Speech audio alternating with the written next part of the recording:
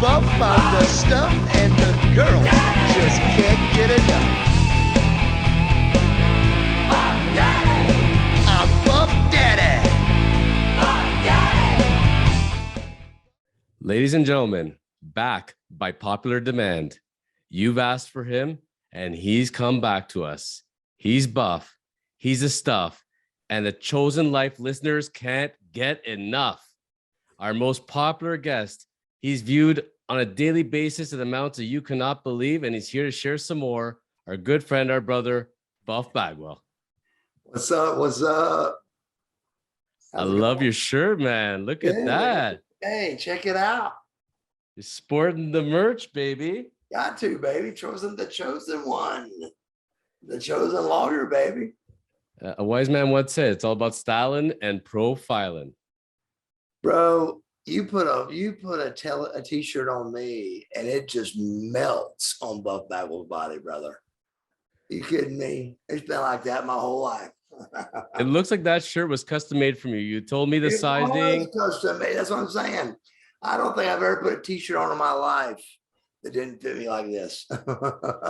You're walking down the streets between that shirt on you and that hat. Oh man, I don't know how they're not gonna resist you, man. And those muscles, geez, how do you do it? What do you think I came up with? The girls can't get enough because it's a damn lie. Well, it's nice to be smiling and rejoicing. You know, it's you and I keep in touch, you know, through texts and calls. And, you know, we're going to talk about where you're at today and how things are going, you know. But the first thing, you know, we're going to jump into topic number one that we didn't think we'd be talking about, but we've all been living it over the last 24 hours. You know, our good friend, you know, known as Razor Ramon, known as Scott Hall. He was the bad guy, and now he's no longer with us. Tell us your life with Scott and your reaction and how are things going from your end. I just got back from Ohio, and it was, you know, Kevin was up there, and Scott Steiner Brothers, me, and it was a real big show. And but we had heard up there how Scott was in kind of bad shape, and so, you know, we didn't know that bad of shape, but we had heard, you know, that, you know, he needed a hip replacement and some stuff. But then all of a sudden the news came back as, you know, 3 heart attacks and all that. And then you know, hooked up to the machine to keep him alive. And the news just kept coming, negative. And, you know, I've had more like texts and condolence texts and stuff. You got to realize, first of all, the world has my number because I've shared it so many times with, you know, right, on cameos and stuff like that with people that had problems and stuff. Well, they would just hit my heart so much that I would say, look, you know, hey, give me a call, bro. You know, if you have a problem. I mean, so I deal with a lot of crazy stuff. Even fans that are, you know, not really crazy, but they're fans. So it's ringity ding ding ding. You know, maybe sometimes at 2 a.m, but I turn my phone off. Good idea. Because sometimes people don't understand that balance, right? They don't understand that there's kind of like a divide, right? They'll do stuff like, hey, just wanted to see what was up. And I said, let me tell you what's up, bro. I've just been mugged and you know, mugged to the 3rd degree, and I don't got time to do this talk right now. And like, they'll get hot. They'll get mad at me. They'll say, hey, look, man, don't get rough on me. I was just calling to check on you. I said, well, bro, there's times that, you know, you should know that there's times that I don't even know who you are, bro. I'm just trying to be nice by answering the phone. I said, call Scott Steiner and see if I said, and try to talk to him. I said, that one. he don't call me back. I said, he does what he wants to do, and I love it. I said, Scott Steiner is one of my biggest fans. I love him. I said, Well, I mean, I love Scott Steiner. So we're going to be talking about Scott today. Actually, you read my mind. We never go over the topic list because the deal that Buff and I have is we're just going to jump into stuff. And he goes, let's freewheel it. But Scott is on the list. Don't worry. That's great. But your phone is blowing up with Scott. People checking in. Yeah, just really, man. I mean, unbelievable. Like, I mean, me and Hall, really, to be honest with you, and to be honest with all the fans out there, really were not ever super tight. He always reached out to help me or to tell me stuff like, I mean, remember the boots I wore with wrestling? They were kind of like over my tights and big. Well, like that came from Scott Hall because like they were his boots, or he got them for you. No, it was just his idea, and then I went out and found the boot, and I knew boots were going to be a big part of this business, period, because the first time that anybody ever saw wrestling and saw Sting's boots, everybody was going to try to be, have boots like Sting. And all Sting's boots are the motorcycle racing, the speed, the crotch rocket motorcycle racing, the kind that go down there to the knee and the curves and all that, the real, 200-mile-an-hour motorcycle stuff. Well, that's where you took them from. Okay. That's all those boots are motorcycle racing boots, but not Shawn. Now Shawn Michaels are like motocross racing boots. And believe me, I know all this because at the age of 20 years old, I was trying to find a boot that was cooler than Sting and was cooler than Shawn Michaels. And that was very hard to do with guys that are as cool as Shawn Michaels and as cool as Sting. That's very hard to do. Right. At different levels. So I tore into trying to find a different boot because of Scott Hall. He said, look, bro, you got small calves. He said, I've always had small calves. He said, so you're going to have to come up with a different something down here to balance how big you are up here. And so that's when I came up with those boots. Those boots are actually called cavalry boots.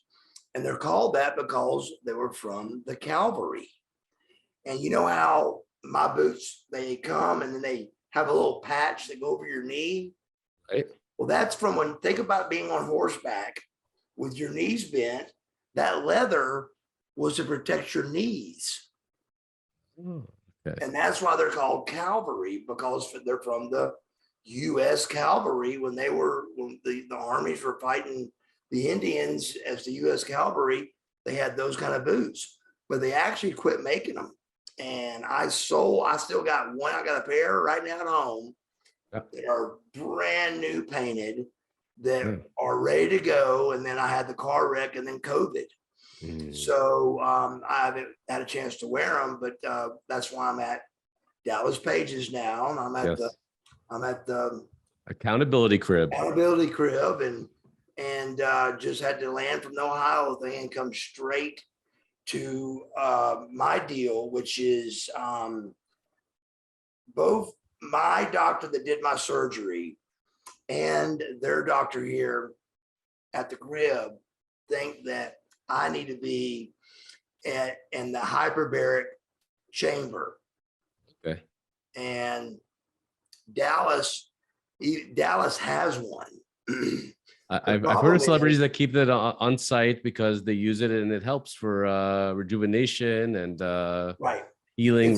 It's a much bigger deal than I knew. Yes. And now that I've learned about it, and now that I've done it yesterday, yes, there's no doubt about this thing. This is a big deal. The problem is, it's $200 a visit. Right. And I asked the guy as soon as I got out of it, I said, bro, I go, how much does that cost? And he goes, $200 a visit. And I was like, is there any way you could get that down a little bit? If you got that, Dallas has already got him hooked to this show, and the guy that owns the place is letting us do it to get the advertisement and stuff from this show and Buff Bagwell and Dallas Page using his, because see, Dallas's only allows half the oxygen you can get at this place. And I didn't know how big a deal it was. I thought it was just, you got in this machine and turned it on like a tanning bed. It ain't like that, bro. This is like a medical doctor has got to work the oxygen the right way into this tube that you are closed into. Sounds very intense. It's very intense, bro. Yes. But when I came out of it, if I could have had a camera there to instantly cut a commercial for this, I could have made this guy an overnight millionaire. That's how much of a difference it made into my leg. One visit, bro. That's from one visit. I came out of that bed. Yes. If I could have had a camera on me, if they'd have gave me 2 minutes to throw my hat on and a pair of sunglasses, I could have cut an interview and a commercial for this guy that he would have been an overnight sensation millionaire. Amazing. And I just ain't had time to talk to Dallas about it, but because I go back tomorrow to the bed again. And that's the catch though. As bad as my situation is, the more you can do it, the better. I hear you. You got to realize there's people that don't have $1,000 a week. Nope. Very few do are able to. But at the same time, let's talk about one visit, $200. Bro, I got a pedicure the other day that was $50. I remember you talking about your haircuts, how much your haircuts are, buddy. $110 to cut my hair. Buff Bagwell doesn't go to $15 haircuts, folks. Bro, it's unbelievable. Matter of fact, the first place I went, I may have said this, was to the hair salon. And I told the guys that it's 40 something years he's been in business. Yes. It's called 313 Salons, and it's in Marietta, Georgia. And the guy's been in business 40 something years. And his name's Lester. And okay. Shout out to Lester. He's the first person I went to when I got released from the WWF. And I said, bro, I want to tell you, I won't be coming back. And he was like, what do you mean? I go, bro, I've been fired. I said, they're trying to call it released. I said, but let me tell you, I've been fired, period. And I said, so, he goes, well, don't worry about it. We'll just take care of you. Keep in mind, I've been going there 34 years. So, but he's been taking care of me probably 20. So half and half, roughly. But I go to anything he wants, any kind of signings or he's had 3 heart replacements. I mean, what do they call them? Heart transplants. Transplants. Yeah. He's had 3 of them because they're only good for 10 years. Unbelievable. He's had 3 successful ones. Yeah. So he's healthy as a horse, bro, and he's had 3 of them. That's where it goes. He raises money and stuff for the Heart Association and all that. So long story short, yeah, man, it's not $200 isn't that bad. No. All considerations thinking about, How old would you say Lester is? He's definitely 50 something. I mean, maybe the low 60s. And I presume he wasn't a professional wrestler or an athlete. He wasn't there. No, absolutely not. Matter of fact, he was just the owner and creator of the best salon I've ever seen in my life. But this man, he survives 3 transplants, and Scott has 3 heart attacks. And life is so funny that way. You never ever know. You don't, bro. You just don't. Just to sum up on Scott, because again, it is all very fresh. We just found out this as we're taping it. It's 24 hours since he was on life support and then taken off. Favorite Scott Hall memory. Also, the first time you ever met him, do you recall that? Yeah, that's a good question. First time meeting him. Gosh, I can't believe I don't know I can't remember the first time meeting him. You have a photographic memory. You remember things from birth. Yeah, It I feels do. like. But I'm trying I to think. finally stumped Bump. Wow. You actually did, believe it or not. But he, I can tell you just from timing, Mhm. you know, it was, you got to realize we saw him show up to our show kind of like the fans did. We didn't know he was going to be coming to our show. And Oh, so you didn't know him before that? You had never met the guy before the whole Never. Invasion, Outsiders, NWO? he was None at of that. WCW before I got there. And when Mhm. I came in to WCW, Mhm. he was going to be the Razor Ramon at Vince's. Oh, so the first time around when he was the Diamond Stud, right? Right. Hey- I never really met the Yes. Diamond Stud. By the time I got to WCW, the Yes. Diamond Stud was, I mean, like almost exactly the same time he was rolling to be Razor Ramon at Vince. And his manager at the time was Diamond Dallas Diamond Page. Dallas. And when he came to the ring as a Diamond Stud, what was his? You remember his catchphrase? I don't. He'd pull out his arms and said, "It's stud time." That I was don't his. remember that. I didn't know that. The Diamond All I Stud. remember is seeing a picture of him Yes. and not believing it was him. I mean, really, truly, I said, I watched him. I was a big No Diamond way. Stud fan. He I was said, the real no deal. way, that's Scott Hall. Yep. And this is you know, buff Bagwell, jacked up, ripped, all that. And I said, there's no way that's Scott Hall. No way.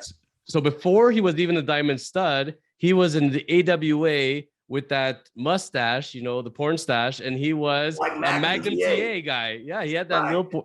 he had the stash. That's the first picture I ever saw of him that I was able to go, who's that guy? And hear who it was, and me go, you've got to be kidding me, you know? And So so, we- I had no idea he looked like that. No idea, you know. So it's funny because, you know, Dallas, the evolution of Dallas as a wrestler, you know, we all knew him originally as a manager, and the whole gimmick was he was Diamond Dallas Page, and his protege was the Diamond Stud, hailing from the Diamond Mine. That's where he was from, and it was stud time, and that was his whole shtick. And then he leaves WCW. He goes over to WWF. I understood he made his own creation with the gold chain and the toothpick, and he became Razor Ramon. He had all those vignettes that everybody loved him for, right? And the man was a performer, you know, he was a trailblazer. I wasn't sure in which incarnation, if you knew him at any point in those stages, but None. the second time he came back to WCW, that was the first time you met him. That's right. In other words, Wow. literally, if we said Razor Ramon or Diesel, we got our company got fined $10,000. Right. So it was like, actually, I remember seeing papers in each locker room that said, "Hey, look, if you say this, you're costing our company $10,000, and then we'll have to fine you something." So you didn't hear the word Diesel or the word Razor Ramon backstage, because you know Vince owned that. And you know, I can remember literally like giving high fives on us beating, you know, Vince again and again. And it was, we knew it wasn't good that we were beating Vince like that, because we knew there had to be at least two. So in front of Eric, we had to act like, yeah, but really we were going, You don't want to anger the monster. no. And then of all things, stuff like he came out with the fake Razor and fake Diesel. And when Vince did that, I knew his back must have been up against the wall. Because I can't see Vince doing something so silly and so dumb. And you think about where Kane's career went, but he started off as Isaac Yankem, the evil dentist, and then he was fake Diesel, and he survived fake Diesel. Like if you were to WWF at the time and you were offered the roles of fake Razor or fake Diesel, would you have taken them? Would you have had a choice? Do you think? Yeah, it's like when I did the Handsome Stranger. I thought it was the corniest, hokiest, pokiest, thing in the world. But you don't say that. You just, The yes, role, right? sir, thank you, and you roll with it. Yeah. And then believe it or not, I get it back to me years later, and Right. didn't really know, because that's how wrestling worked, that by me not hearing anything about the Handsome Stranger, if I would have known what I knew about wrestling when I was Handsome Stranger, I would have known that meant that it was a cool angle. It was a cool gimmick. Because it But was a memorable gimmick. I took it, not hearing anything about it, as the way I felt about it. It was a little bit hokey pokey-ish, and Sure. I got this flimsy little mask on that could be easily taken off. Yeah. I took it like that, and instead, years later, I start hearing how great it was and how many people loved the Handsome Stranger, and how cool it was to be the Handsome Stranger. And so I was like, what? You actually like that gimmick? So I didn't really know what I knew about wrestling then, or I would have known that by not hearing anything meant it was a pretty cool gimmick. You know what? Sometimes the corniest gimmicks in wrestling are the best ones.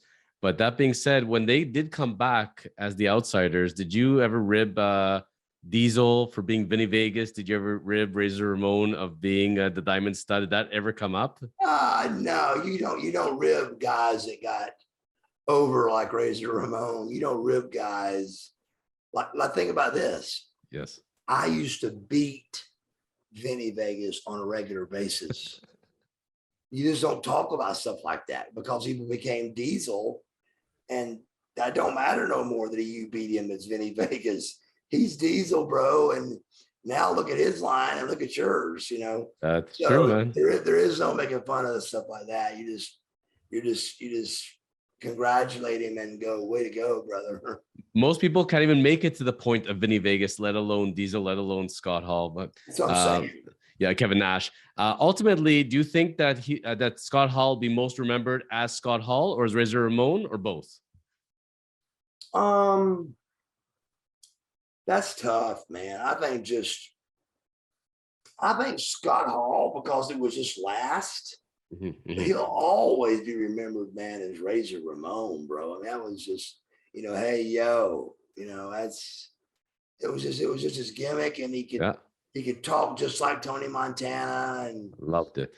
And it was a good gimmick, and the way he did the gimmick, and the chick, and the chains, and the toothpick, and the flick it in your face, and I loved when he took off the gold chains and he handed it to the valet as he was getting in the ring, and he goes, "Something gonna happen to this chain. Something's gonna happen to you." Yeah, that was just classic. So he's up there smiling right now. He's missed, and like you're saying, even though you weren't as close to him as, let's say, as Scott Steiner per se, it's great that he still touched your life, right? Like, when you look back. And I said, and made impressions for me that helped me. I mean, told me about, the way, because I was in such great shape back then.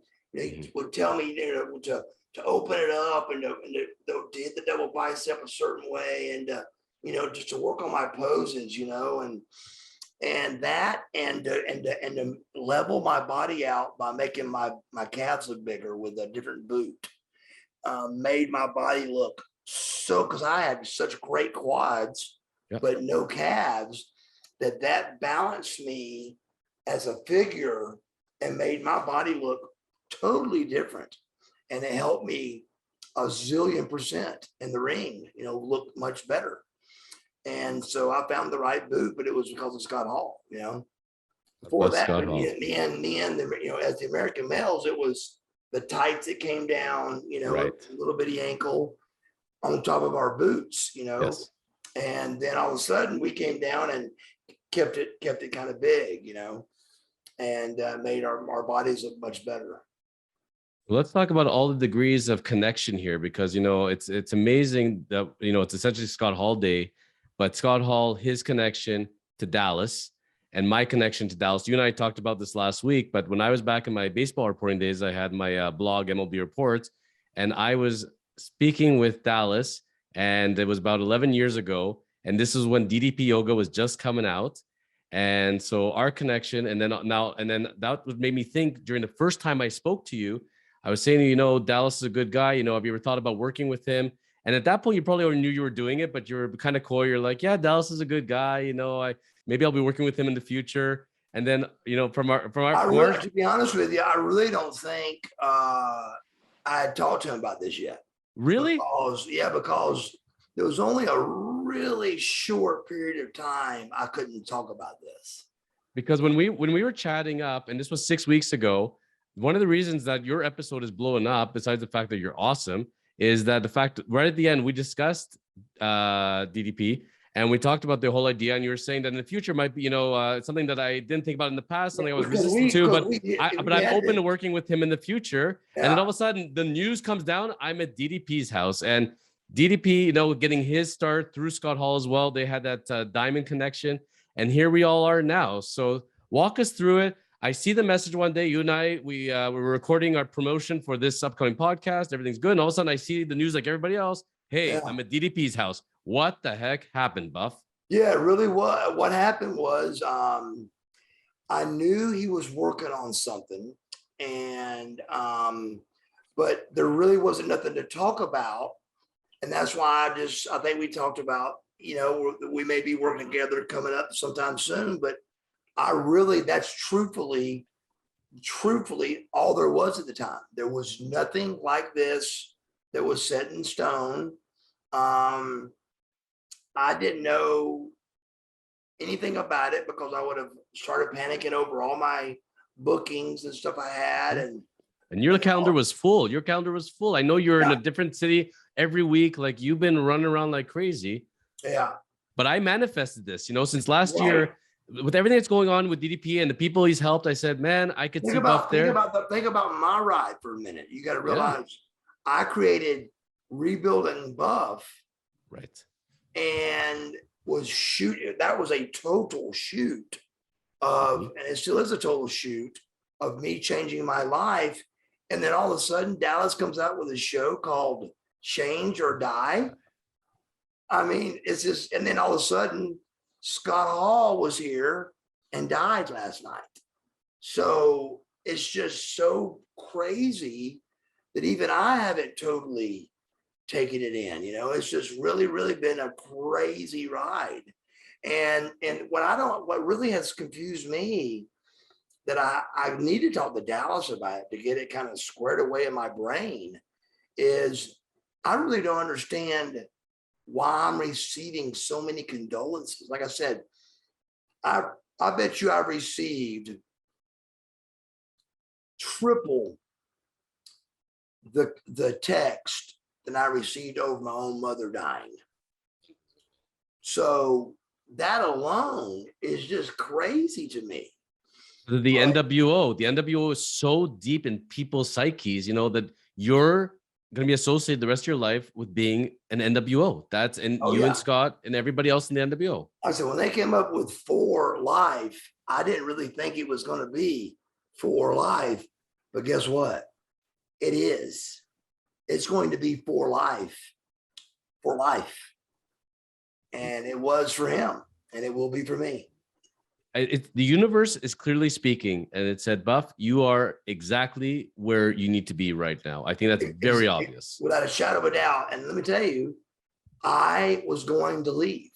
You got to realize there's 5 people here. Okay.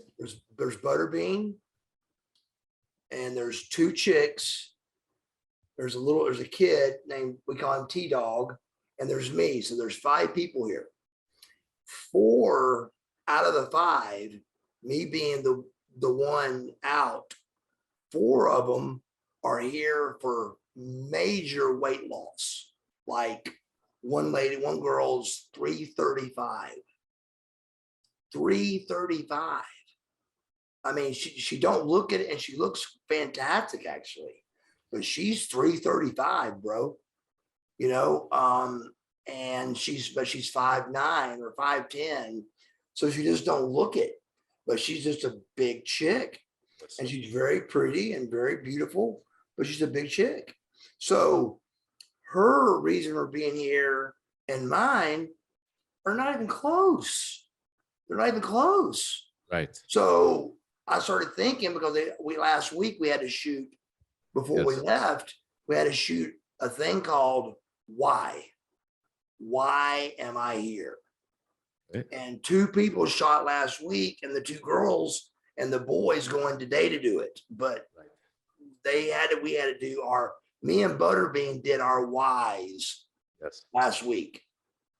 Yeah, I was curious the whole premise of Change or Die, because I figured it was 5 wrestlers coming in based on DDP's background. Not just that, 5 stars. Absolutely. There's 5 only wrestlers and 5 stars, right? There's only 2 stars here, bro. No, there's only really one. There's only really 1 star. Let's just be honest. Sorry, Butterbean, but no, there's 1 star. I mean, I love him. I love him to death, and he's extremely. I didn't know he was over as he is, but he's extremely over. Yes. But I mean, he does the TikTok stuff, and I just saw it on his phone down there a minute ago. Yeah. He did a TikTok that to me was hokey pokey, a bunch of bullshit, and it got 4,000 views in 20 minutes. So I'm getting ready to turn my whole shit up a notch and go crazy with it, which I'm not having to try to do it. It's just coming at me like with the chosen lawyer, and that's great and things like that. But at the same time, it's hard to fit it in, because like today, just like that, they go, hey, we got to have an interview with Scott Hall right now.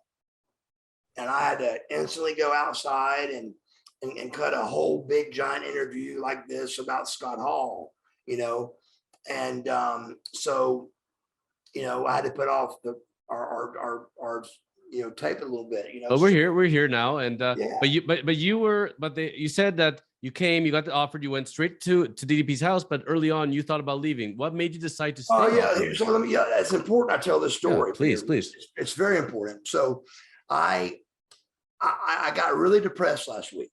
I got real depressed, and I've only been here for 5 days, and I gotten really, really depressed. I'd been here 4 days, and then went on the road and realized that this was going to be a lot harder than I thought. And that's 4 days and going to LaGuardia, and did a real easy signing. And it still was overwhelmingly hard. But at the same time, I hadn't really done anything to help my knee yet. And I was a little bit upset about that. And they didn't quite know what to do to fix my knee yet. And so, long story short, I just said, I was real depressed, and I was watching Liar Liar by myself in the living room, and everybody around here goes to bed like at 8 o'clock, 9 o'clock. And so, dude, I was just like downstairs watching Liar. The Liar Liar, and I cried like 3 times during Liar Liar. So I was really depressed and didn't know why. So the next morning, I had made my mind up that my why was different. We had shot the why that day, and I just realized that mine wasn't different. Mine was much different, and the 2 chicks here are really hard to deal with. They're pretty tough to deal with. I mean, they're here for different reasons, and they're a little bit rough. I mean, they're straight up, and so it's about us all getting along too. This is about being in a very uncomfortable situation and pulling it together and being a family. And so it's more than just about you, and it's always in my life been about yourself, me, and you work on yourself. Like when you go to rehab, I don't go to rehab for my parents. I go to rehab for me, to fix my life. And here, all of a sudden, I'm here and I'm having to get along with people that in rehab, you tell just to F off and leave you alone, And here you can't do that. It's more, you got to try to get along with each other, you know? I mean, Are the cameras on you 24/7 over there, or how's the format? 24/7, I'm mic'd right now. You are, eh? Yeah. Amazing. So we may make it onto Change or Die. That's pretty That's cool. it. You definitely Yeah. make it one. So yeah, so so I sit down with Steve, the producer, on Friday, and I said, bro, I go, I think I may have bit off more than I can chew. I said, just to be straight up with you, I think that maybe I've bitten off more than I can chew with this. I said, there's no way I can do this. And at this stage, I got in trouble last week too, where Dallas said, I heard you got home on Sunday. And I said, I did. I said, at midnight. He goes, you should have came straight here. You went home first and then came over. Yes. Yeah. Well, why would I not? Yeah. I mean, no cameras, no nothing. Why in the hell would I come wake up the whole house to show up here when I don't got to be here till 9 o'clock anyway? Till the microphones don't come out till 9. The cameras don't start rolling till 9. I said, why? I said, Dallas. He goes, no, from now on, you know, you got to be here. You got to, as soon as you get back, you got to be. And so that was another reason why, you know, so a combination of things happened. They got off my back a little bit. They realized that as long as I could, you know, be here by, you know, Monday at, you know, at 9 to shoot and not mess up their shooting, you know, format and make it for the, you know, at least Monday through Thursday, you know, and the week there's going to be several weekends out of the 3 months. I'm going to be here for 90 days. Well, and it's like we've been here for like 17. So still got ways to go, man. That's a long while. That's 80 more days, you know. I mean 70 more days. Yeah. So 73 to be exact. So that's a lot, bro. But you see, you're still there. You're still there. You did not pick up and go. And the reason why, in my estimation, I followed your career for many, many years. You and I have got to know each other over the last while. There's one word that nobody's ever used to describe Buff Bagwell, and that's quitter. You know, you've had to change gimmicks. You've had to roll with the punches. Even if it's something that you didn't necessarily love, you went with it because you're a professional. You said, that's my role, and I'm doing it. And you've done that your whole career, and you continue to do so. Yeah, and you're exactly right. And they know that too. So they hit on that, and they stayed on that with me. And they was like, look, man, you know, if you leave now, you're all you are. If you're going to show the people that you didn't finish, you quit, and you know you're not your knee's not even fixed yet. So it's just they said, look, man, you've got to ride this thing out, bro. You got to do it. And I was like, I've already made my mind. Even the talk I had with Steve before we got to the studio that day to go over to talk to Dallas, you know, he was like, dude, he goes, if you leave now, he said, the people, you've lost so much confidence in the wrestling community. He said, you're going to kill it. He goes, don't get me wrong. He said, when you were 40, he says, you know, you being the spunky, you know, redneck that would knock somebody out was funny and cool. He goes, at 52, and it's not so cool. It's not so funny. He said, so I'm talking about stuff like that, even with you, when I talk about change or die. He said, I'm talking about more things like that also, Mark. He goes, it ain't cool to knock somebody out at 52 no more.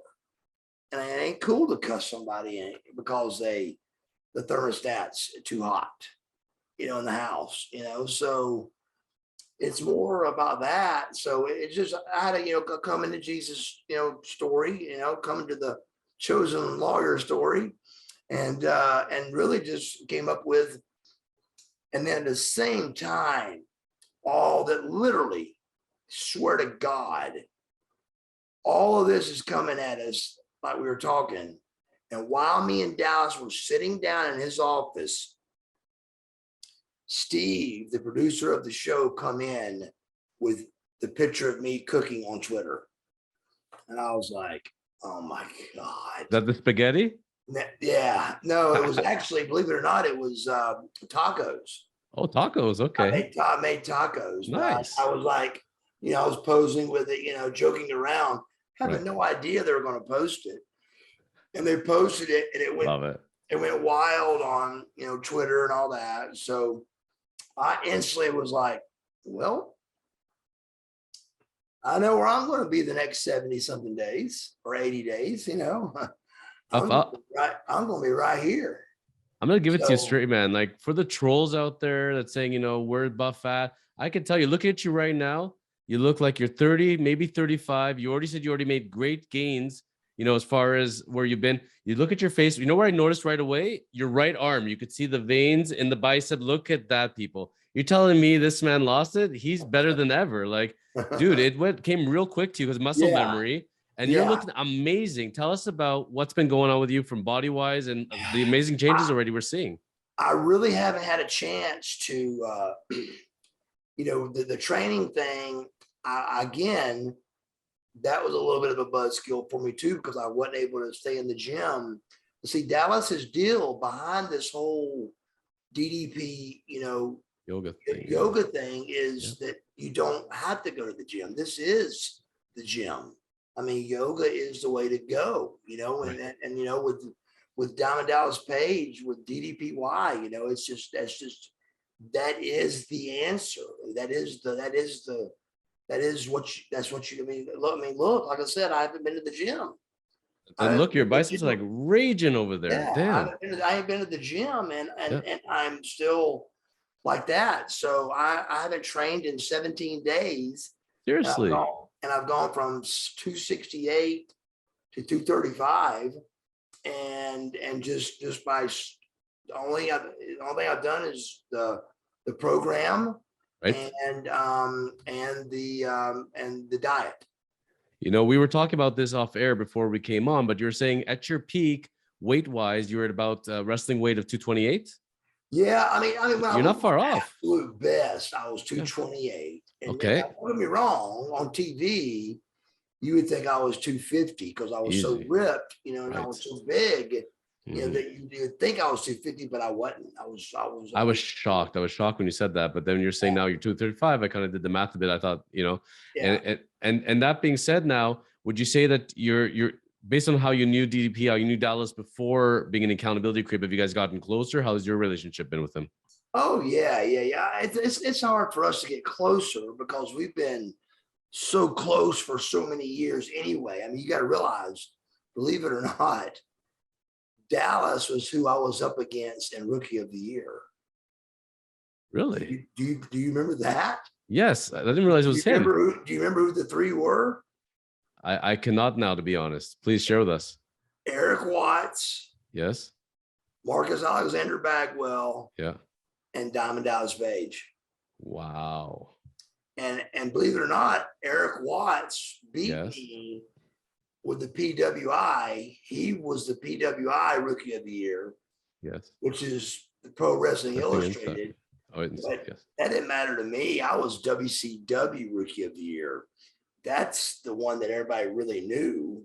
I mean, your real hardcore wrestling fans knew the PWI Rookie of the Year, but they didn't know. I mean, the WCW Rookie of the Year is the one I wanted to win anyway. So that's the one I did win, and that's one I wanted to win. But I was up against Dallas Page at 37, and I was 20. Right. And so we've been around each other for a long time, many years. So did you guys first meet back then? Is that your first encounter with him? Yeah.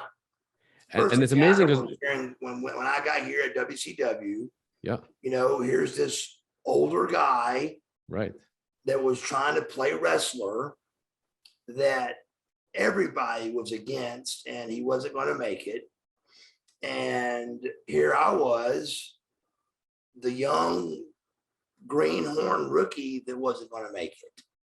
So really, it was kind of a bit against both of us, but we both came out of it and survived to have very good careers, The only thing we knew Dime Dallas at the time was the giant hair. He was the Andre Agassi wannabe, and he was a manager. Like, what's this guy doing wrestling?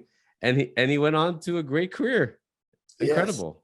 Yes. Yeah. I even told him one day, I said, do you realize you have been successful at two things that both of them everybody was dead against you on. Everybody was dead against you on wrestling. You had no way, you were never going to make it. And you ended up being the world champion 3 times and made it. And I said, then, and I can remember like it was yesterday, Lex Luger being, 280, me being shredded and ripped and be sitting in the crowd in the audience, like we used to sit in the stadium in the arena, just watching, just because we were just bored, before TV, and Lex just ripping Dallas apart, and it was so funny, and Dallas would go bring his little mat out and it was comical.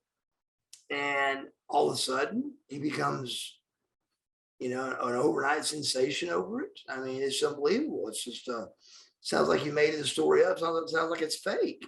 It's unbelievable. I mean, think of how he even got to wrestling. Then he became a wrestler. Now with the DDP yoga. And I remember when it first came out 11 years ago, and he was all over the internet, and people were saying, "What's this? Wrestling yoga? What the heck is that?" And he was a cool guy. I remember talking to him, and it's gone bananas. Yeah. Right. And then he saved saved Jake, saved Scott. Yeah. And then he that guy, the guy that had the bad knees and was on the double crutches is doing a 40-yard dash and a full split. So it just was a combination of things that happened that, put him on the map. But it was really impressive regardless. I see this as a great platform for your future. Like you said, you're doing Rebuilding Buff. You're in the right mindset of where you wanted to go. And now being where you are, I see this only producing great things for you going forward. Can as far as the show itself, Change or Die, is there any other details as far that you're able to tease us with as far as where it's going? Like, do people get voted out? It really is just, I'm definitely staying 1,000%. Okay. It's definitely the place I need to be. I have, my phone is just ignited with podcasts and bookings and amazing and things. So it's really, really taken off. And this is just a place to be right now for me, and to show the fans and to show the world that my rebuilding buff is really truthfully true, that I really am rebuilding buff, and I really have done so. And you can tell by my voice and my face. And I mean, look at me. I mean, my face is healthy and good, and I'm smiling, and everything's going great. And it's, everything's just going so good that this is definitely the right choice that I made. That just was kind of like wrestling at the time. It was just a pure accident, pure luck. Decision I made that boom turned into a huge deal, so it's just crazy how it all worked out. But I hate that the Scott Hall death thing being part of this, but it literally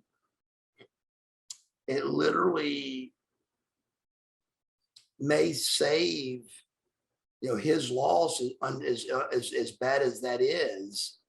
It may save a lot of wrestlers' lives, maybe, seeing me here, being on a show called Change or Die.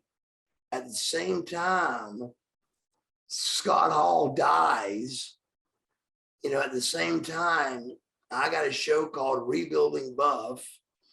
So it may save a lot of people's lives at the same time. So maybe that's the reason, maybe that was his calling, I mean, we're brother, if you go by the Bible, which is what I do, I go by the Bible, and the Bible, states that death is supposed to be a celebration.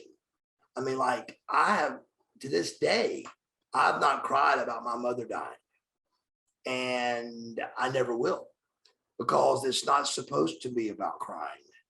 It's supposed to be a celebration if you believe the Bible.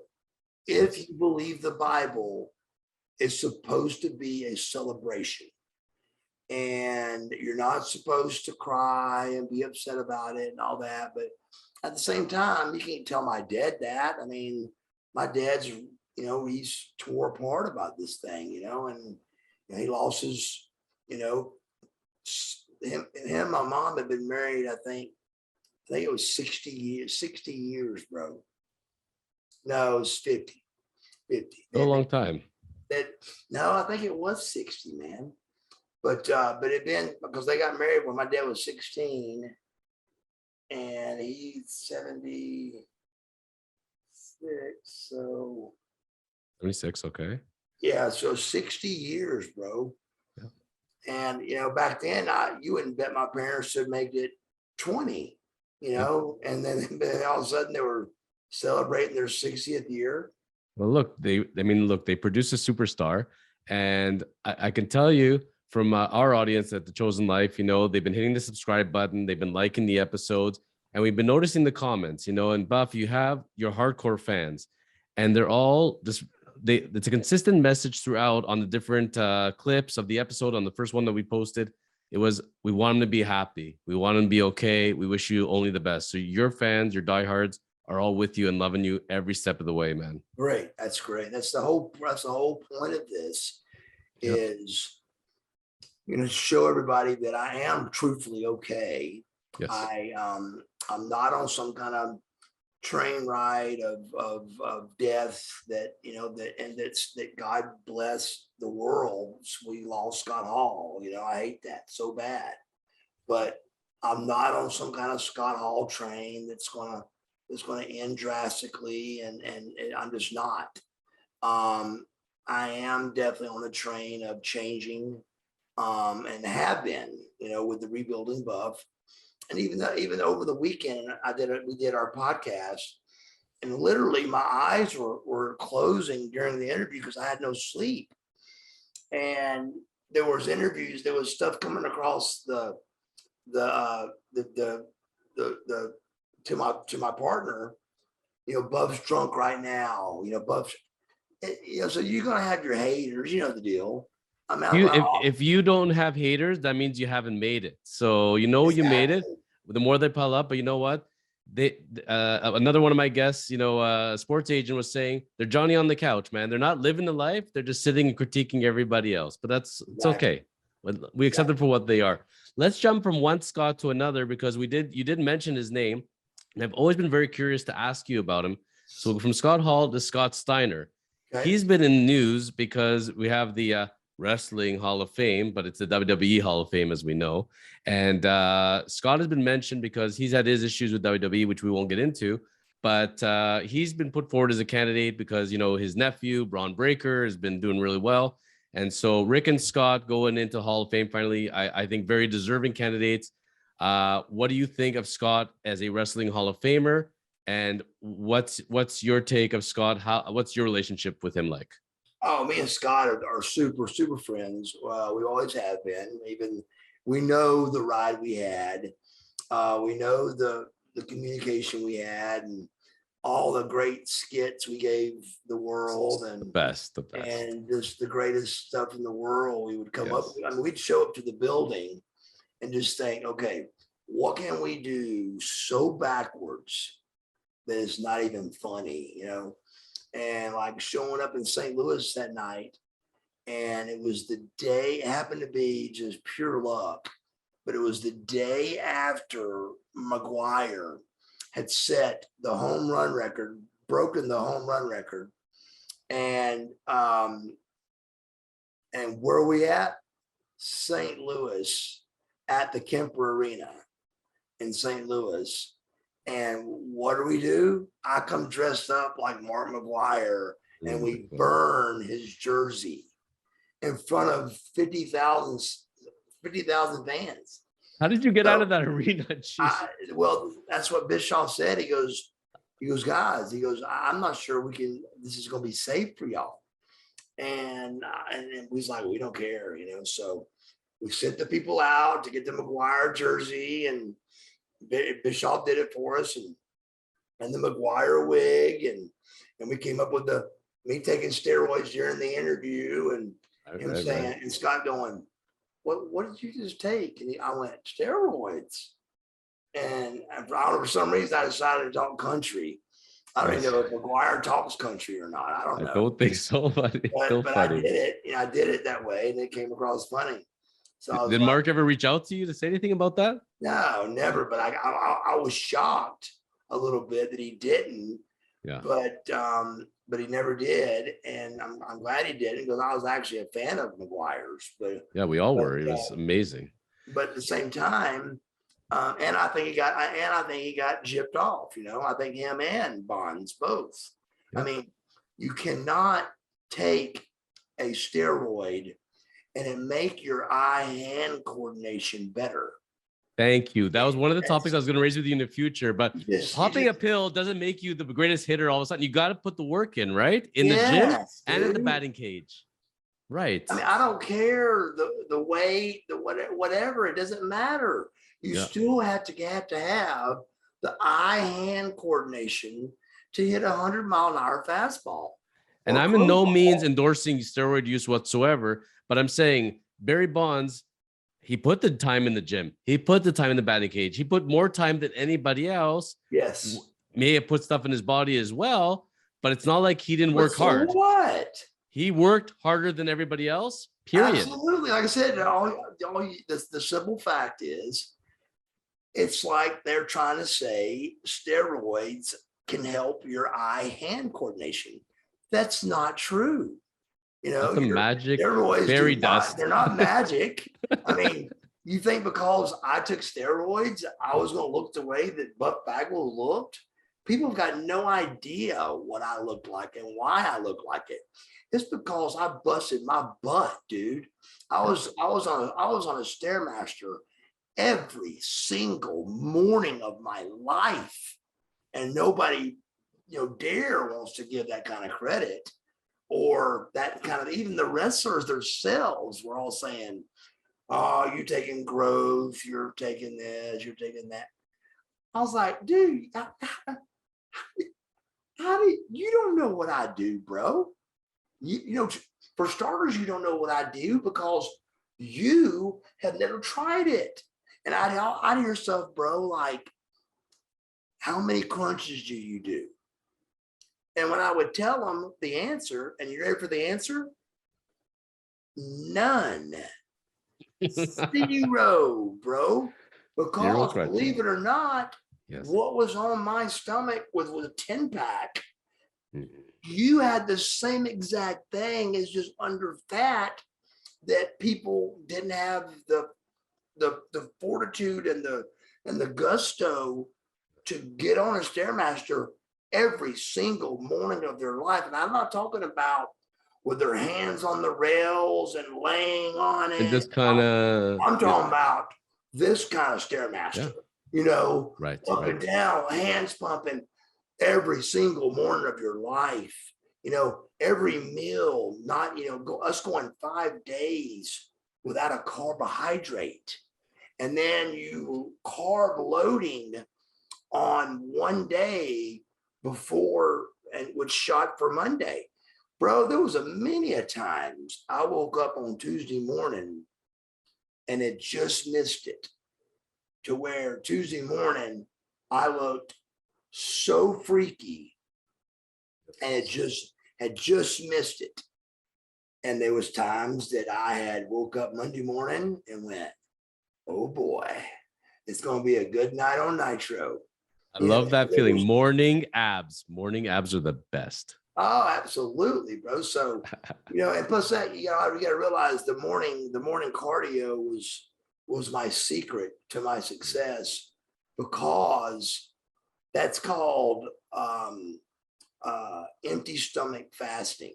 Or no, excuse me. It's intermittent fasting. It's called fasting cardio. Oh, And okay. Okay. so basically, I'm climbing on the Stairmaster, Mhm. and my very first step is burning calories and getting to my abs and getting me lean. My very first step is doing that, where everybody else that waits till the daytime or the night to do the cardio, you're having to burn through all the foods you've had all day long to get to that area that it counted, which all the true bodybuilders say is 20 minutes. So anybody out there, which we'll talk about later in the next cardio, in the next, some of the next podcasts, but it truthfully is at least 20 minutes for you to burn through the calories to get to burning the fat. Because there's such a fine line of cardio to where you're burning fat, but you're not burning muscle. When you see those people in there that are just running wide open and they're just soaking wet, see, those people are burning muscle, but they're still losing weight. So But they're losing muscle weight. That's right. So they get on the scales, Yes. and they see a drop in poundage, Yes. and they think, all right, I'm doing the right thing. But really, let Buff Bagwell tell you, they're doing exactly the wrong thing. And that's because you can't, it took a long time to put that fat on. You can't just get it off all of a sudden, or you're going to be burning muscle. So you got to have it's really about 120 to 150 heartbeats per minute is what the basics for every guy is, pretty much. And there's the catch. If you're at 119, you're wasting your time. And if you're at 151, you're burning muscle. You've got to be in the area of 120 to 150, or you're wasting your time. And there's people A that don't believe that.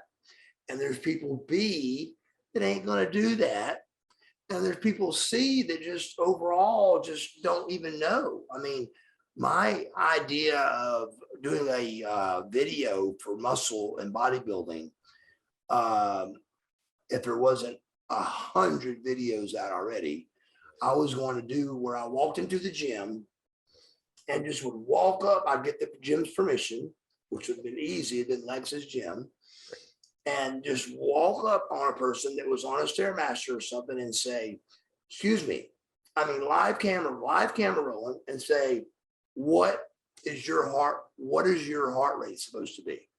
If you were on a Stairmaster and I walked up and said that, you'd have to say, I don't know.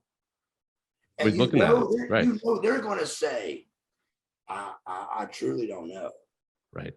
And guess who knows? Me. I do know. And I have known. And that's why I'm Buff Bagwell, because I knew those things and was able to use those things to look the way I looked on television. And Scotty knows those things. And that's why Scotty looked the way he looked. And this is going to be a great sneak preview, because like you were saying, we talked off air about this on a future episode, probably our next one. I'm going to devote an episode of the Chosen Life podcast simply to know, how do you get the Buff Bagwell body? What do you have to do for diet? What do you have to do for exercise? Yeah. You're mentioning Scotty. Have you ever watched the Scotty exercise video up on YouTube? No. Okay. When you have some time, you have to watch the Scott Steiner workout. He pulls up shirtless on a motorcycle with a girl behind him. And then he goes into the gym and he's starting to bench girls and all this. They're kissing his arm while he's doing it. It is the funniest thing you've ever seen. And then afterwards, he goes into a real workout. He actually shows you the Scott Steiner workout, but he has like the girls humming and humming over him, like exactly the way you guys had it back when you guys were together, and you would love it. I'm surprised you never saw it. You got to see this thing. It's freaking hilarious. I definitely will check that out. But yeah, back to Scotty. Yes. I've always been a huge, who possibly could be in or out of wrestling and not love the Steiner Brothers. So I've always been amazed that the Steiner brothers were not in the Hall of Fame. I So mean, you'd put them in the Hall of Fame, no questions asked. not even a question asked. Okay, but you'd put the Steiner brothers in. Would you put in Big Poppa Pump? Absolutely. Absolutely. Bro, he was, think about it. It's like when we cut an interview in Cincinnati one time, Right. and nobody knew it, but we truly had true heat. We had really fallen out for a little bit. Yes. And it became over, got the boys talking about our bodies. They'd be like, hey, Bagwell's catching you, bro. Bagwell's got you. Bagwell looks a little leaner than you. Scotty didn't understand that. He couldn't deal with it. And he didn't like it. He didn't like it. But so the character we saw on TV, that was the real Scott Steiner. Like Big Poppa Pump, that was him. He wasn't playing a character. That was him. Absolutely. Wow. Oh, boy. And then I cut the interview on Scotty, and I come out with a one-liner that it just I think I've just knocked a home run. Yes. And he came back over top of me and just killed me. He said, I said, check the crowd out and look at the Buff Daddy signs. I said, ever since Buff Daddy's got back into shape, it seems like Scotty's just a little bit jealous. And he looks at me and he goes, no matter how good you look, you will always be second best. And it was just such a great line because it's the truth. I was never going to be 260, 270 and look like I looked. I was going to be at 230, 240 and look the way I looked. He was always about freaks and peaks. That's what the man was about. He was, and he did it. And like for example, if I turned, I wasn't 3D. Scotty was 3D, bro. Seriously. He was, he turned sideways and he got bigger. I turned sideways and I disappeared. But coming out straight forward, walking with Scott Steiner, I can hang with him, but I couldn't hang with him when we'd get in the ring and like turn, because I just wasn't 3D like he was, man. He was 3D.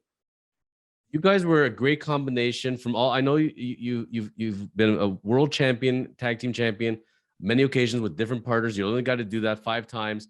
When I look back on it, your partnership with Scott Steiner, I loved you guys together. I think you guys had great chemistry. You worked off of each other. Look, you were showcasing him. He came in. You pumped each other up. It was a great combo. When you look back on it, if you could have written that thing out, I think it fizzled out. In my opinion, I think it fizzled out too quickly. I think they could have done a lot more with that. I think you guys were perfect together. Well, actually, I told you it's because of Scotty. Then again, you know what? I take it back. It was about right, to be honest with you, because if you think about it, we went from me and Scotty, me managing Scotty, to he wrestled Goldberg one night. And only because I know WCW and I've been wrestling for him my whole career, I just knew what they were going to do. And what had happened was Goldberg, during a spot with him and Scotty, he jumped through the ropes at me, and Goldberg was like a cat, and he went to grab me as I went to run, and he grabbed my jeans, and I thought I had ripped my hamstring, but it was a cramp because I was so water depleted that I wasn't ready. I really shouldn't have been wrestling yet because I wasn't released and I wasn't wrestling. I was in blue jeans, just managing, but I was so water depleted that it just, it was dangerous for me to wrestle or to lift weights and stuff, even because I had, I could have easily tore a muscle or ripped a pec or anything, So because I knew that match went so good, and the finish of that match was I had to cut the turnbuckles, wires, and slide the pad. And if you ever watch that match back, I have to do one leg at a time up the steps because I can't walk normal up the steps because my cramp was going on. I thought it was torn. You thought it was torn, and you're still going. You thought it was torn, and you were still Oh, going. I'm still going. I had to do it. It Yeah. was part of the finish, live TV. Right. So I do the clip, and literally as soon as I slide the pad, Yeah. Goldberg's hitting the turnbuckle. And I can't remember if Scotty went over or if Goldberg went over, but I knew as good as it went down, I knew they were going to try to let me wrestle the next week. I knew they were. So, of course, I packed my stuff without anybody telling me to pack my stuff. And I get to the building at the Dean Dome in North Carolina, at the Dean Dome. And Terry Taylor meets me. He says, did you bring your wrestling? He goes, I know you probably didn't. So it's not a big deal. You're not in trouble or anything if you didn't. He goes, but did you bring your workout attire? I mean, your Gear, yeah. gym stuff, your gear. Yep. And I said, no, just to mess with him. And he goes, God dang it. I go, well, what's the deal? He goes, well, we're going to put you in the ring tonight with Goldberg and everything. I said, Terry, I've worked here for 8 years. I go, I know WCW. I go, of course I brought my stuff. So I had my best gear, all been repainted, brand new pair of tights. I'm back totally shredded again in 10 months. I'm ready to go. I've carb loaded. Everything's ready. I'm dialed in.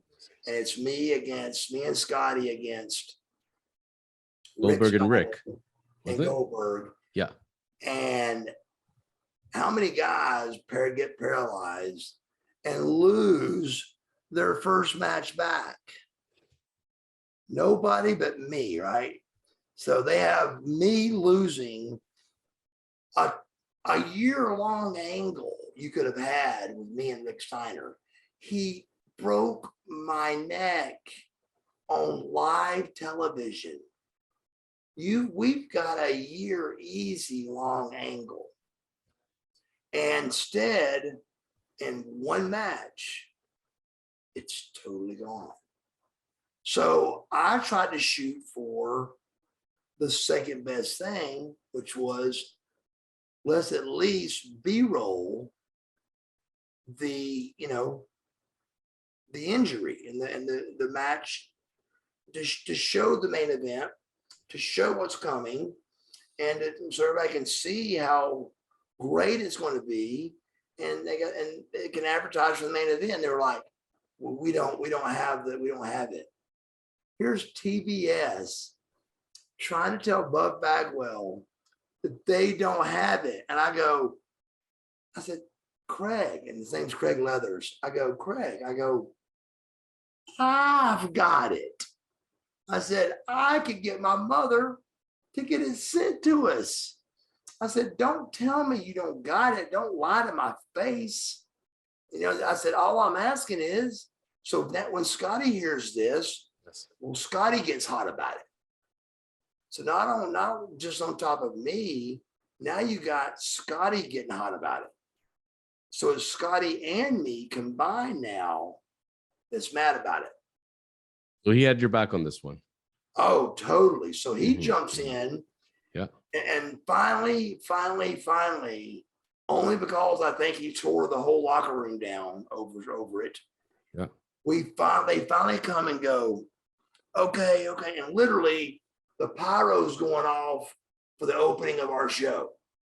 And they go, okay, get out there and advertise, y'all's match. So of course, shirt off, me and Scotty's ready to go. Shirt off, do-rag, and I'm ready to go, or shirt off, top hat, I'm ready to go. Same with Scotty, shirt off, shades, and he's ready to go. And so we're right there at the go position. And so we opened the show with me and Scotty going to the ring to cut an interview about, what was coming in the main event. And it was perfect. I mean, here I am, my last time in the ring was 10 months ago against the guy that broke my neck. So I'm wrestling the guy that broke my neck plus a guy that wants to break it. I mean, that's perfect, you know? So, you know, and then Scotty had been in kind of an angle with Goldberg anyway. So it just worked out perfect. And we were able to advertise it. And so we were happy about that. But still, it still kills me because we just had such a great chance of an opportunity to show the world the angle of me and Rick, and just have that angle or that, you know, one pay-per-view run at least of me getting my comeback against the guy that broke my neck. And instead, they wanted me to take the bulldog, the move that broke my neck, a move I've never done since. I've never done it since. And they wanted me to take the bulldog from Rick Steiner again.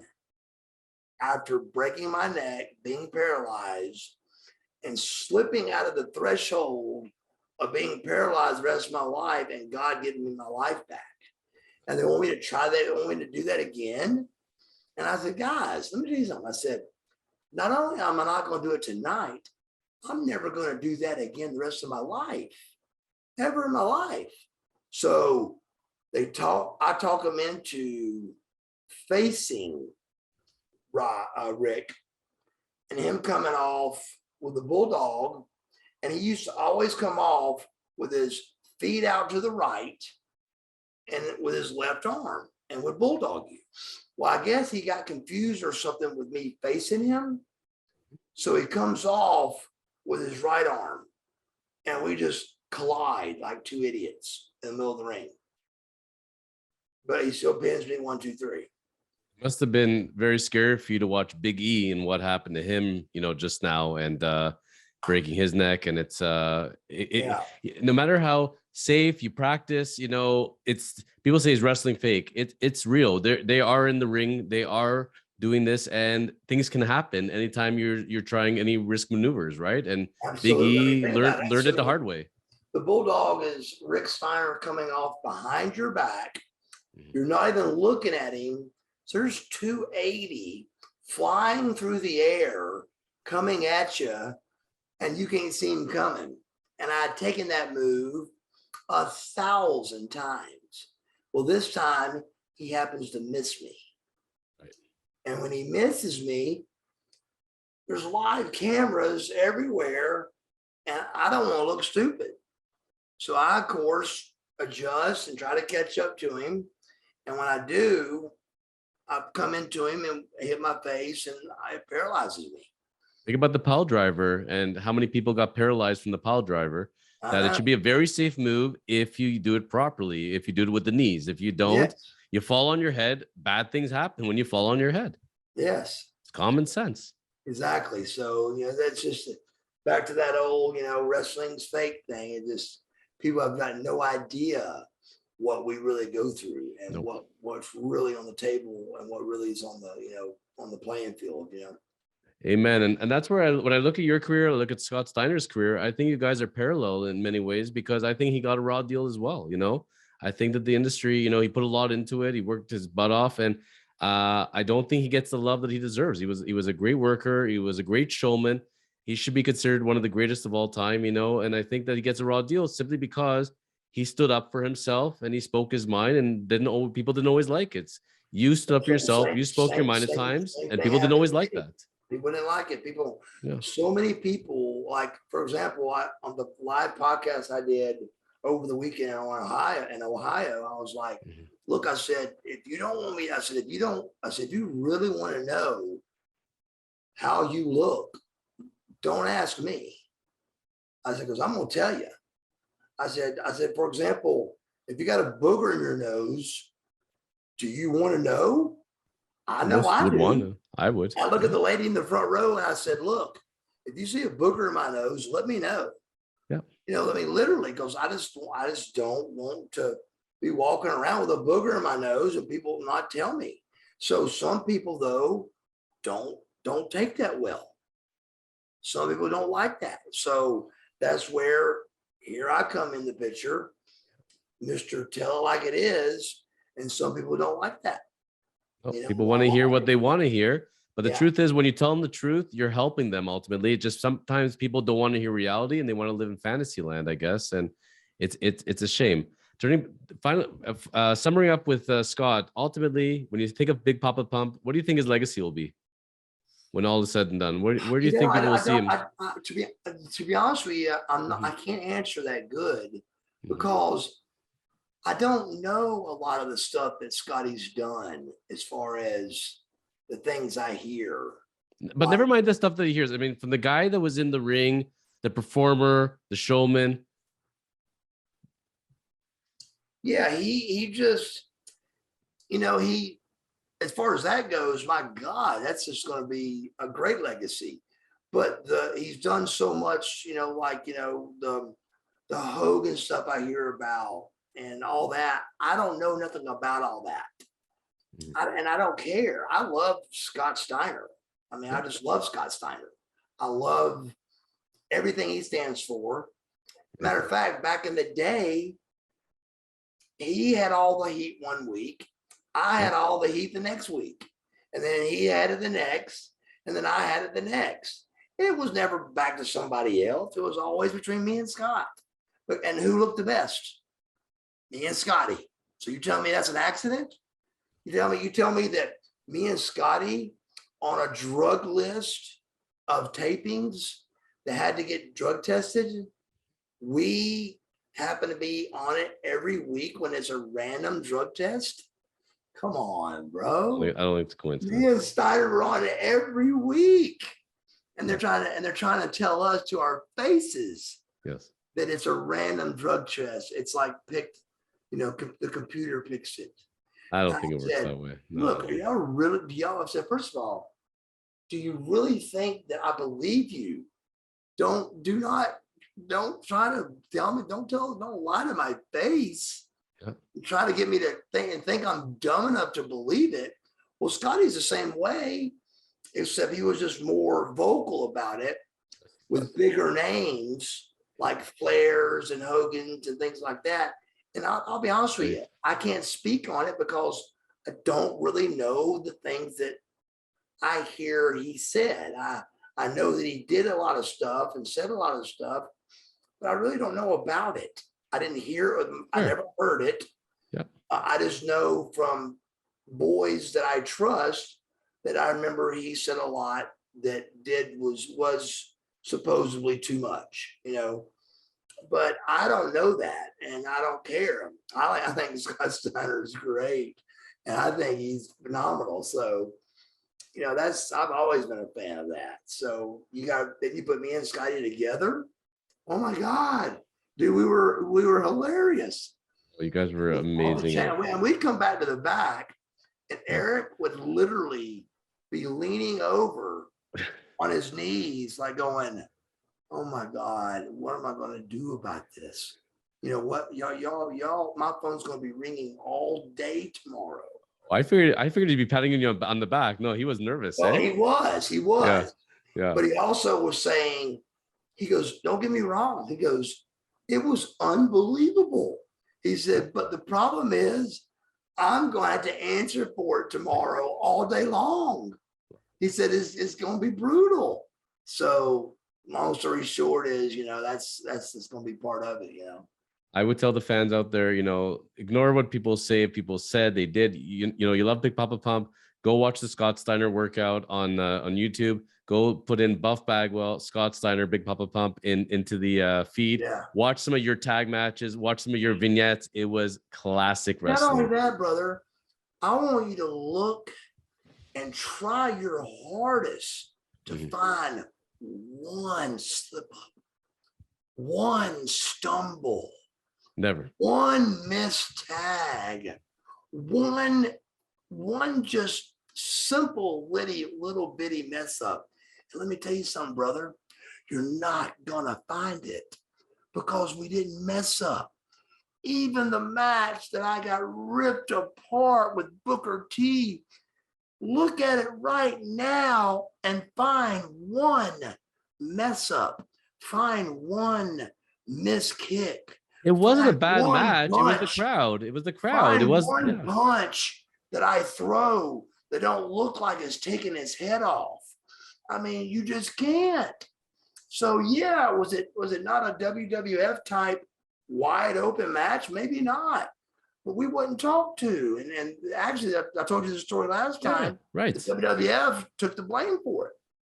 But it They was actually still said Pat Patterson when because me and Booker literally started kind of arguing, and me and Booker have wrestled each other right. 1,000 times. So when that started is when Pat Patterson spoke up and said, wait a minute, stop. He goes, it's really our fault. He said, I do the main event. Pat Patterson does all the WWF main events, WWE main events. So he thought that Johnny Ace was doing me and Booker's main event and talking to us about what they wanted. Right. And Johnny Ace thought Pat Patterson was doing it. So it really was their fault, but we had Stone Cold come to us and tell us what we were doing. Mm-hmm. So guess what we did? What Stone Cold told us to do, because Stone Cold said so. Right. But Buff, when you think about it, there were two guys in that ring, and Booker ended up doing pretty well for himself. He had a good run there. You should have been no different, man. They should have had that same opportunity. We all know this. No different, bro. The bad part about it is even lately, and they haven't called me. I've called them twice. I'm hoping they call. I'm gonna try them one more time, and then if they don't answer the third time, I'm just gonna leave them alone. Yes. But I actually heard one night a couple of times where Conrad Thompson, he had taken up for me, kind of. Yes. And like saying, look, really, regardless of what we've done and heard and all that, how can you not give Buff Bagwell a second chance? How can you possibly not do that? When I heard this one night, it was actually him and Kurt Angle talking just 3, 4, 5 weeks ago. And I hear it, and it's them talking about me, and it was the truth. It was all the truth. It was positive. Yes. Kurt said it was positive, but it's a little bit negative on Kurt's angle, from Kurt's side, because but he told the truth. He said Bagwell showed up a little bit out of shape. He said he was ripped and shredded and all that.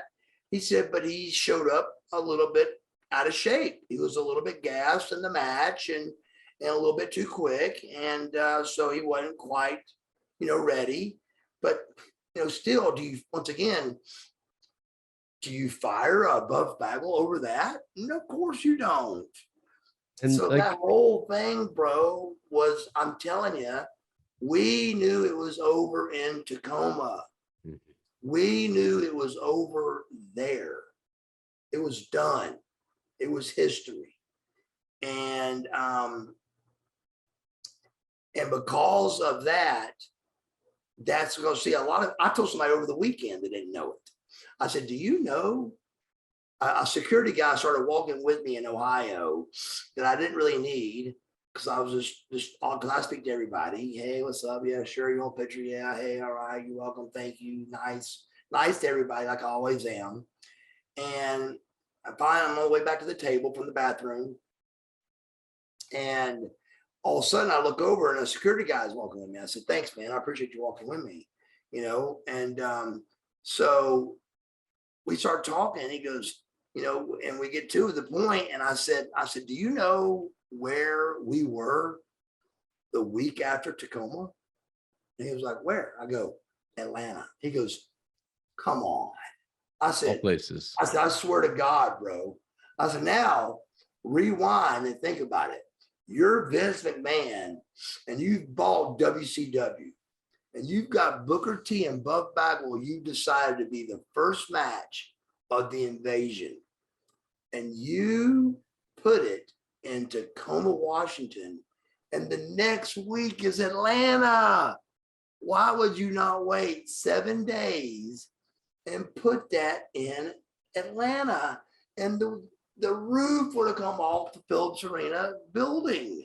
You know, the dome would have flew off if he did it in the dome.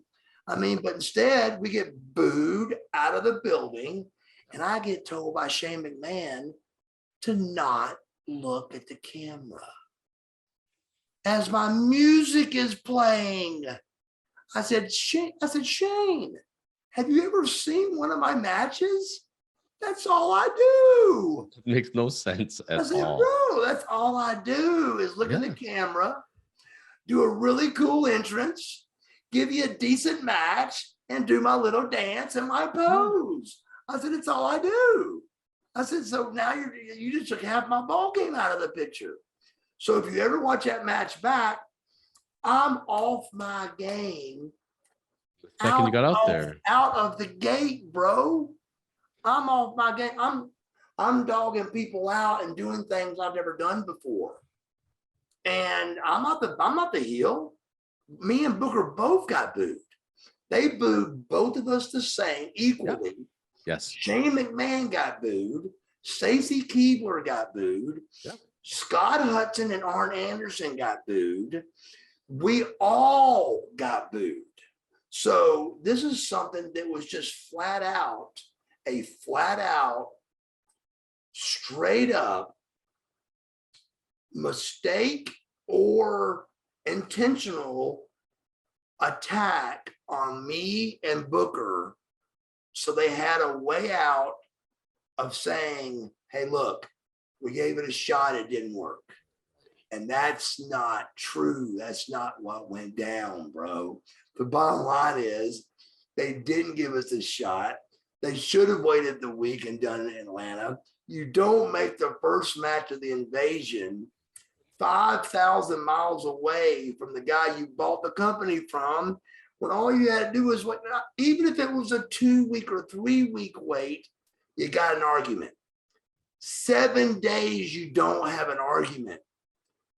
To wait 7 days and put me and Booker in a match together instead of getting booed out of the building in Tacoma tells you that I am 100% right. There's no way to argue that issue. And this is what I want to do on Conrad Thompson's show, to show that, like, Jim Ross did not like me and was not just doing his job. He called me and intentionally, now I'm not saying it was his idea. It was probably, it may have been somebody else's idea, but his voice intentionally lied to me and lied to the world by saying my mother called.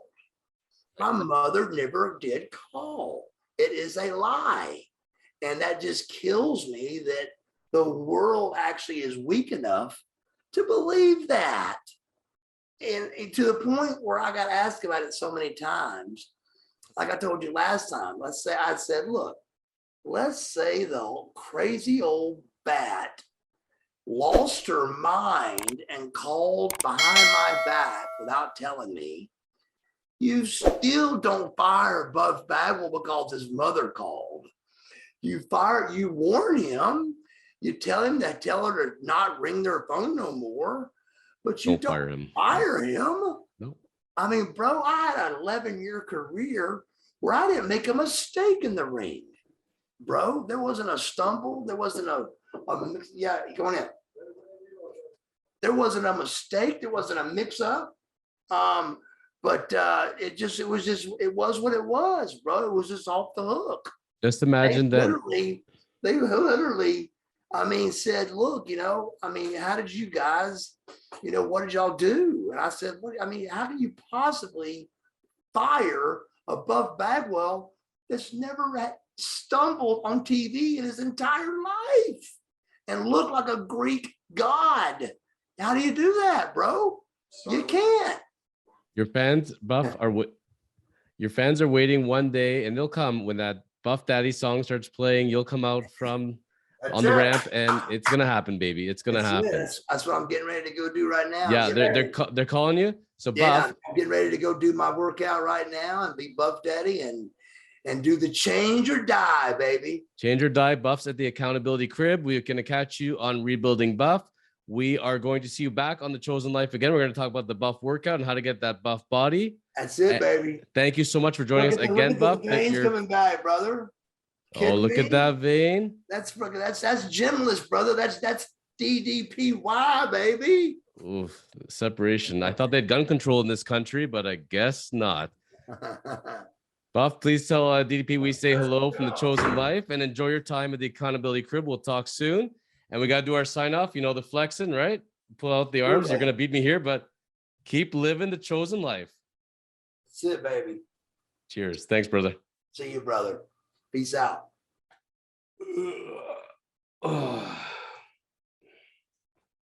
Wait a minute. Are we still running? Well, I know you already hit the subscribe button, the like button to say how much you love this episode, and the notification bell so you get notified of all our future episodes. But you still feel like you want more. Well, when you're ready to contact the chosen lawyers at Kormans LLP, we are here to help you. Whether you're looking to close a real estate transaction, a refinance, a corporate commercial matter like a lease, a shareholder agreement, an incorporation, you need a will or power of attorney prepared, a family law matter comes up, contact the chosen lawyers. We are here for you. So how do you get in touch with us? It's really simple. You go onto our website, go to kormans.ca, that's KORMANS.ca, fill out the contact form, and a chosen lawyer will get in touch with you. So it's very easy. We look forward to seeing you very soon. And thank you very much for watching The Chosen Life. We'll see you back very shortly.